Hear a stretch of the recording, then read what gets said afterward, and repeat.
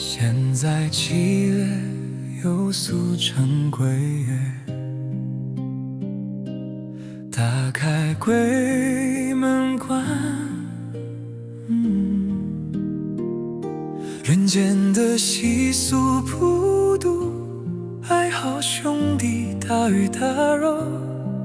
其实你们要知道，7月初1到月底，趁着7月半大家拜大家普渡，这个普渡意义要懂。当年我母亲就是破坏僧道才入地狱，我回来跪求佛陀，让佛陀救我母亲。自古寂静多少的菩萨，都是由孝道感动天。地藏王菩萨，也就是孝感动天。观音菩萨也是孝感动天，我母犍连也是孝感动天。自古寂静的孝子，才能感动天地鬼神。没有孝心不孝敬父母，天地不会庇佑。因为百善孝为先，万恶因为首。我痛苦求佛陀，佛陀才说若要救我母亲，舍百味僧品素食普渡，所以普渡是由此而来的。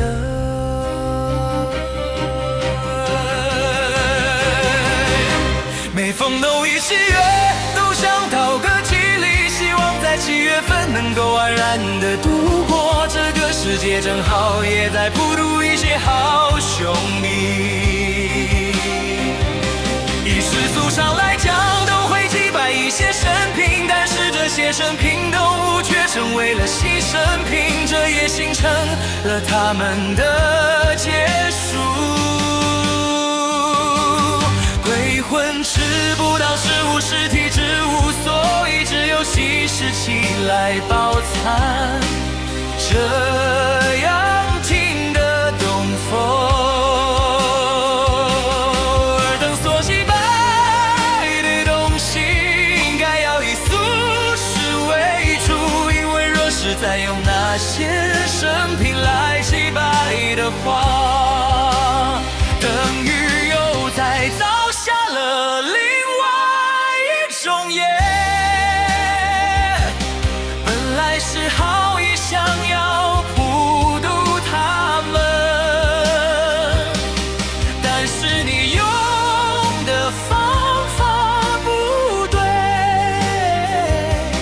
犯了是罪上加罪，这样就不好了。谁下地府救母亲？那现在世界上又有几个人能够在当母莲呢？普渡鬼界梦兰喷灰，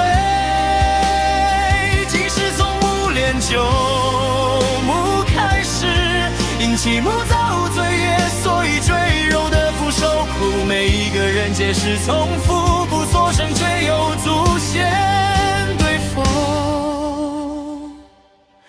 是以敬拜祖先，慎终追远，因其大恩。今日中原普渡也是，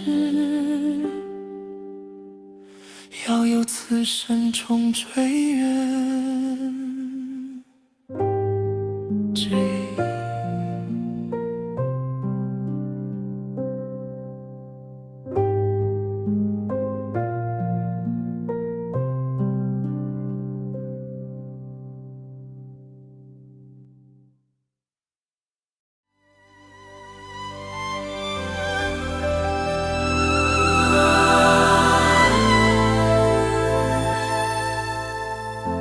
在农历7月声祭拜。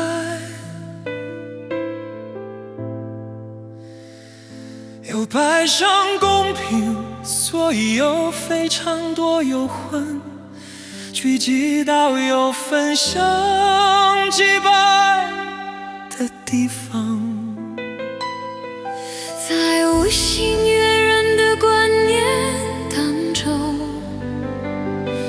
他们会觉得戏曲分享得起，能使得心情平静，戏曲是无得起，能免去饥饿感，但那纯粹只是一种心理安慰，不是实际的解脱之道。